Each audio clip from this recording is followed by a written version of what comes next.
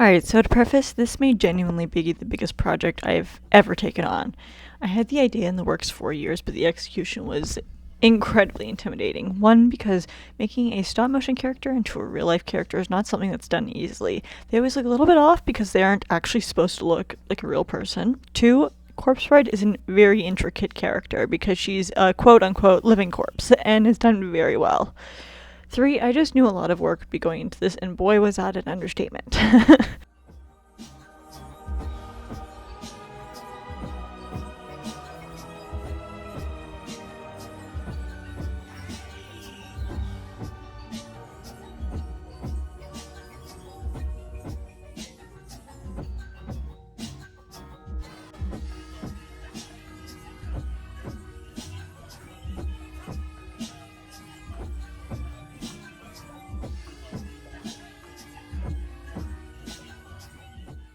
To actually get started, I thrifted a wedding dress, which was a weird task in itself. I had to make sure it had a floral texture to it, multiple layers without being too fluffy, most likely some type of strap to keep it up, a plunging neckline,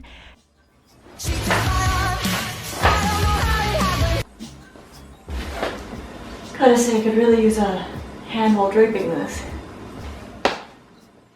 and a connection to the bottom layer past the rib bone line for obvious reasons. I'm going to be keeping these straps because I feel like this is not like durable or like stable enough, I guess, to keep all of this up. Like, you know, a stop motion character would be. This took a little bit to find because thrift stores generally are meant for specificities. I draped it over my mannequin and had at it. The scariest step for me was the ribcage, so I wanted to tackle the outline of that first. Using a reference photo, which I used multiple throughout the process to pinpoint exactly which side first of all, and also pretty much the exact position of the piece. I'm sorry. Marked that out with a Corpse Bride-esque blue, and also marked out where the bottom half would have its floral pattern stop.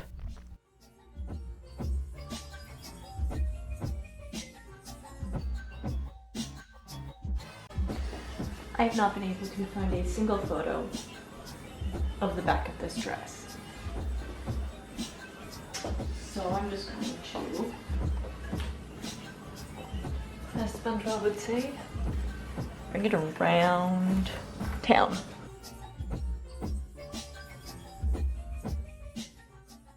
Cutting out both of those areas.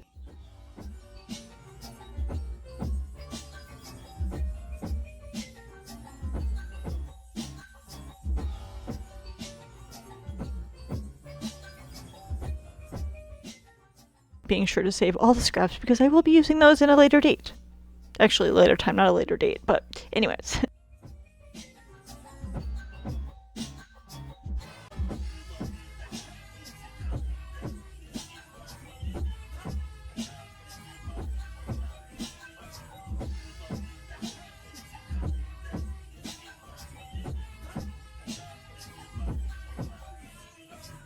Save these bad boys for later. She does have a cut in her dress up at the front where her bony leg sticks out. Not skinny shaming, just speaking facts. Literally a bone leg. So I cut that up as well.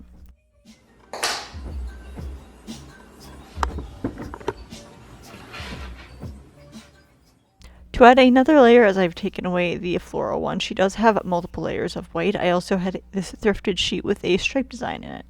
So approximately there to there. About 8 inches. Which just called my name in the thrift store, truly. The stripe is an off-white, so it's not super noticeable, but it does give off a somewhat nice detail. And I'm sewing this on in a folded section to create an almost round panel effect to it.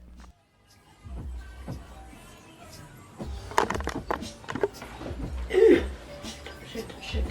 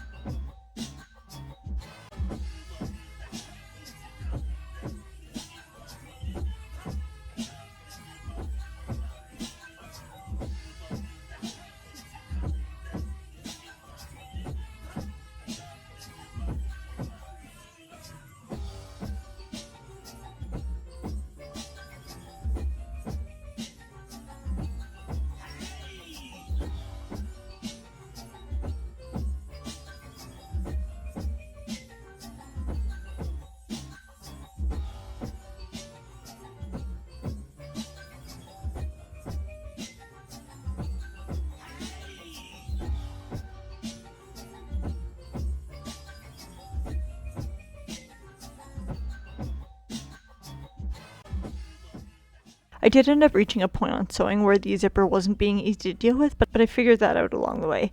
Because this is going to the zipper unzips and it comes all the way down here.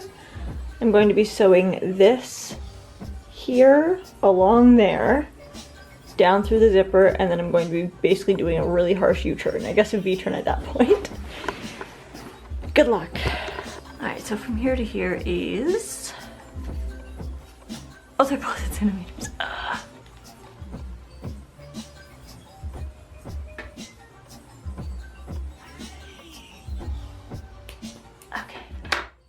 Because of the harsh turn I need to get to, I end up cutting down the fabric through the middle because I just couldn't deal with that anymore.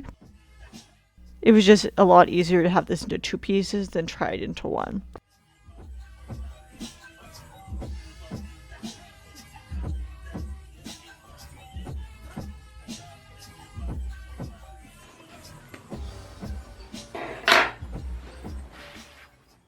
And I continued the second half of the round paneling.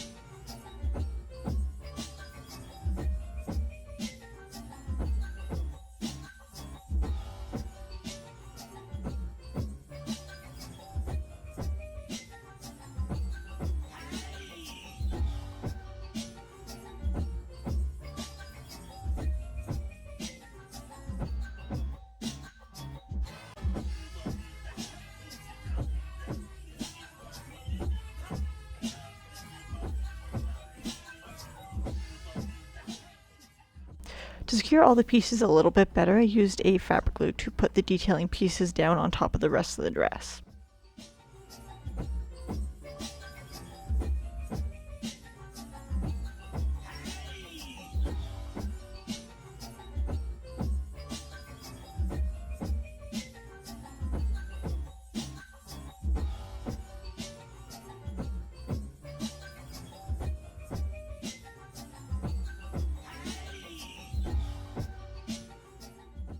While that dried, I went through some of the scraps and cut little pieces off of them.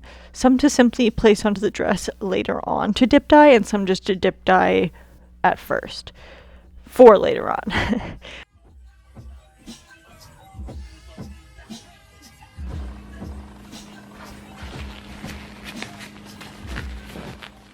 For all of these little pieces though, I did add on with fabric glue.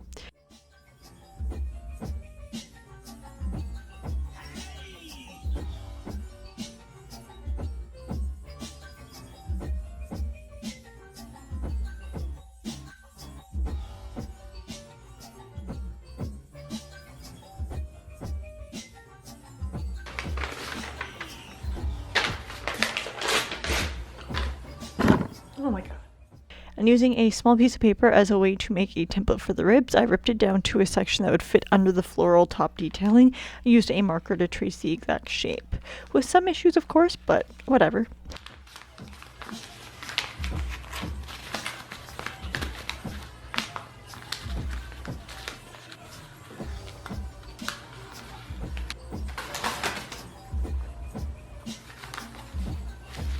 Approximately. I cut that down a size and placed onto some black fabric, as the area on her where you can actually see her ribs is just her ribs and behind it is just pure darkness. Hello darkness, my old friend.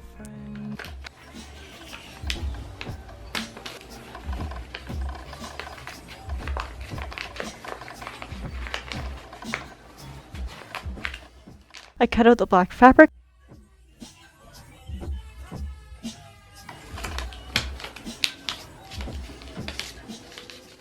and started to form the ribs using cause clay. This is a polymer type clay that is more on the plastic side.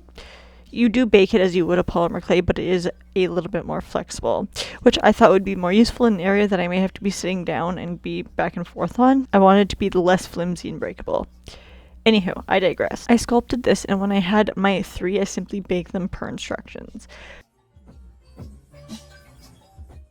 This clay does come in multiple colors, however black was the cheapest that I could get, so it was time for a paint job. Using acrylic paint, I did a base coat of white all over them. I actually think I did 2 base coats, with 1 base coat, 1 following coat, let's call them that.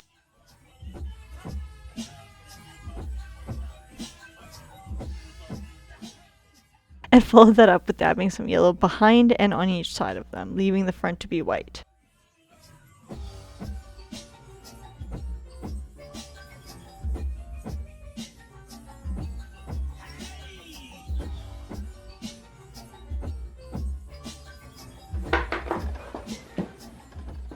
Then I use the strongest, most flexible glue I have, E6000, to add them onto the fabric.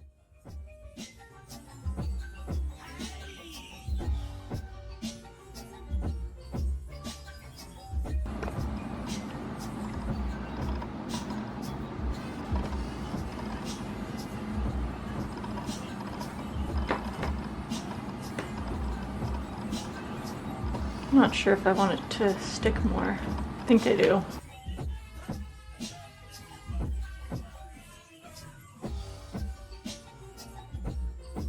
This time I'm going to flip it this way so that I can actually dry down like that, and you can see the curves so that when it flips, yeah. Finally, once more with the fabric glue, this time around I added a lot to the perimeter and even more to the entire piece. Of all the pieces I'm adding onto this dress, this one's definitely the one piece that really sells it, and I did not want it to come off for any reason, and because it's a little bit heavier than the rest. I placed it on the designated rib area.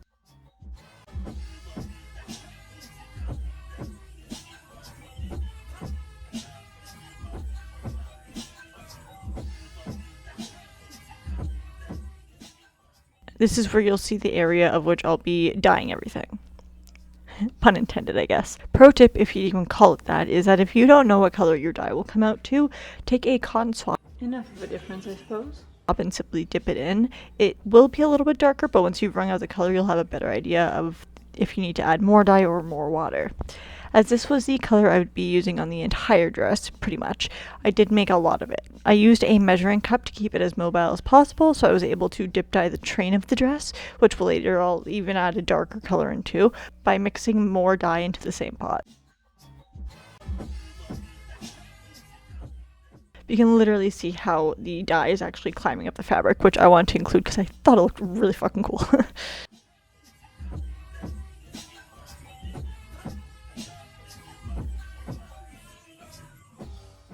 Continuing to use what was in the measuring cup, I hand dyed each of the extra pieces I had previously glued on. As I place the dye on them, I'm also wringing them out a little bit as I go so the dye doesn't drip onto the rest of the dress.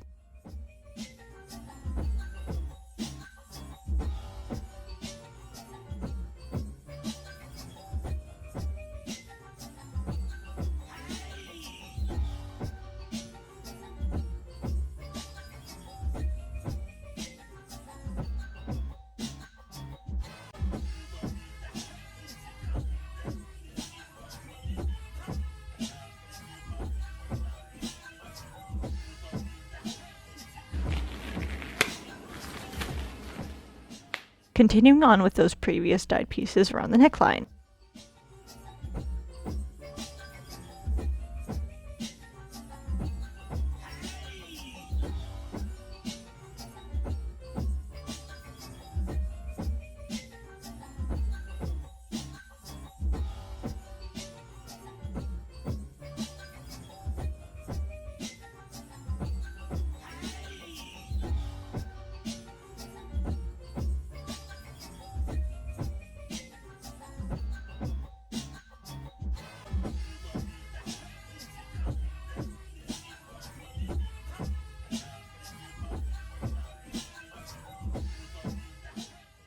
And then around the rib bones, which really helped to hide the crooked edges I had cut.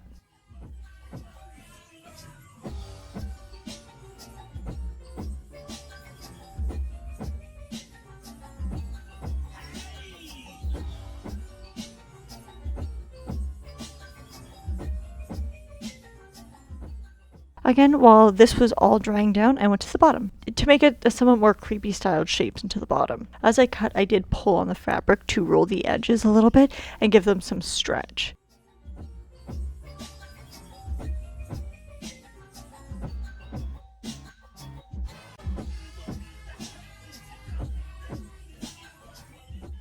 Following that up with a blue fabric marker. Now this marker needs to be heated up to actually set. I'm using it because I will not be heating it to set it. It's not permanent unless the heat is added to it, so once washed it comes out of the fabric and won't bleed like say a permanent marker, because that's going to be an alcohol based.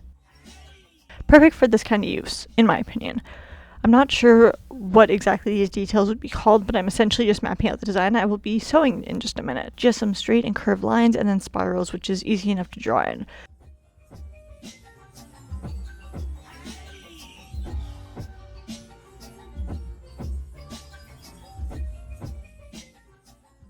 When I tell you that this took me days to just do this part, not the marker part, but the actual sewing I guess, all of this footage is sped up 20-fold, if that's the proper way to even say it, times 20 speed. And no, I'm technically not sewing this. This is just embroidery thread and embroidery needle because it's thicker, easier to see, and a little bit easier to use. This did need a running stitch, which is luckily one of the easiest stitches I could do. There is, however, a lot of pulling involved to make sure the fabric didn't scrunch up as I was doing it because of how long these lines and spirals end up going.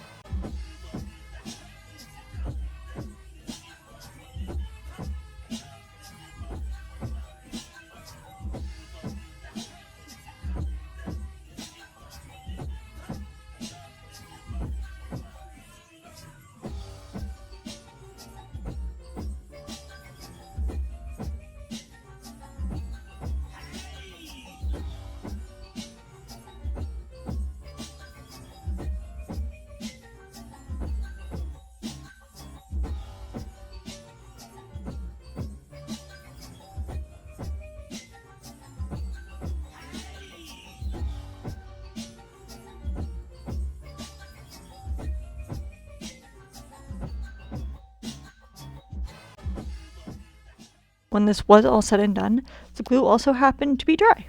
So I went in with some scissors and gave all of these scraps a little haircut. A trim, if you will. A little off the edges. Literally.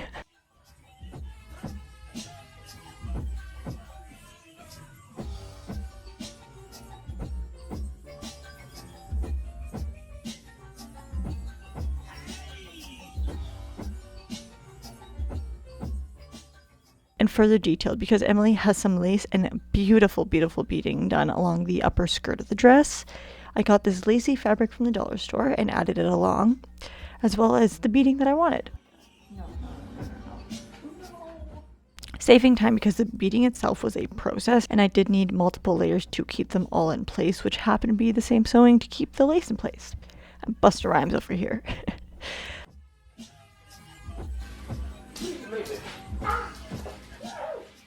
Though this was challenging because the beads kept falling at every single turn.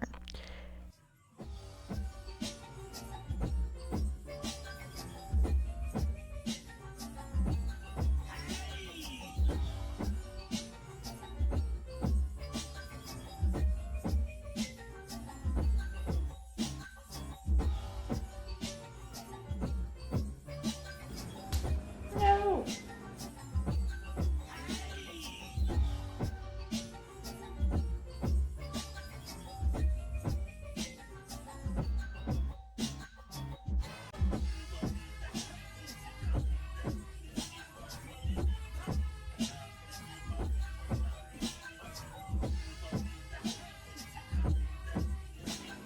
Oh my god.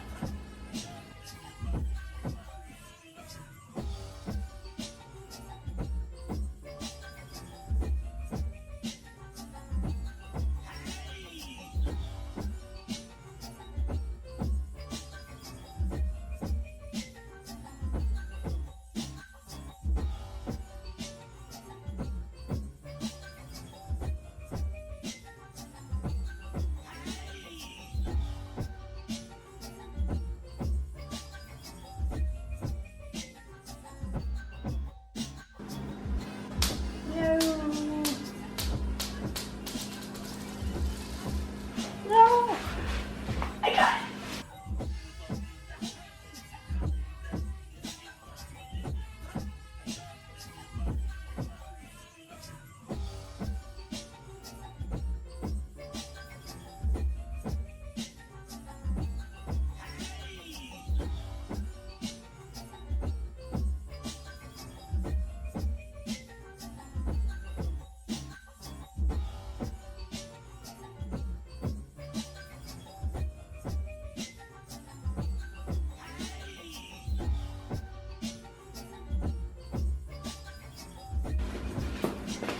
No!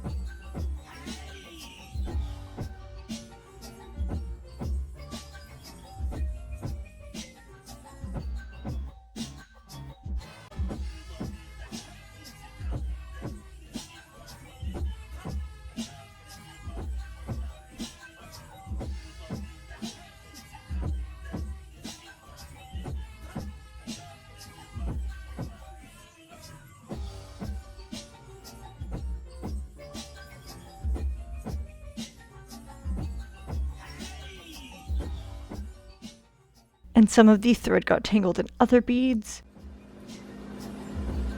Oh no. Oh no.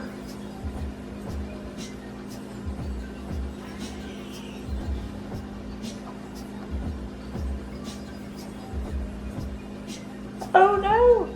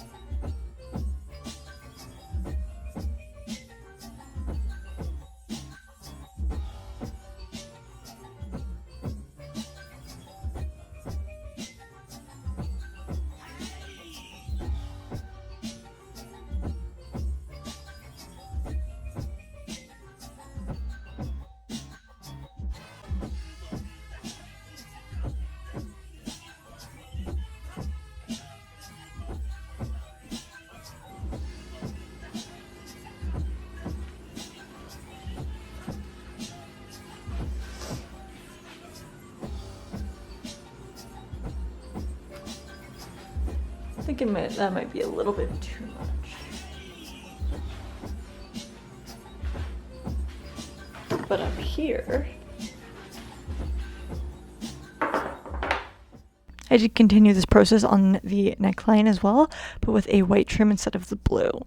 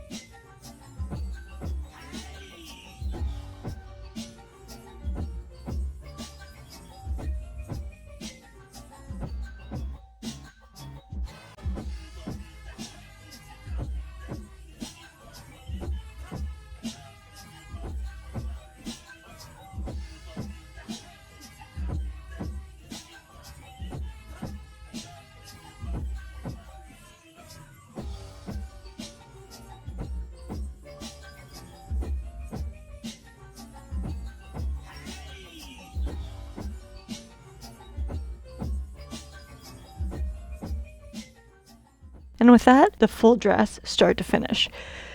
Now don't get me wrong, there was more to this costume, as you may know if you watched my actual intro or the actual reveal video of the entire costume that I put out during Halloween. Yeah, I know that was a long time ago. But that is for another video. We will get there, I promise. But that is it for today's video, and I do hope you guys enjoy, and I'll see you next one. Bye guys. Let's see this.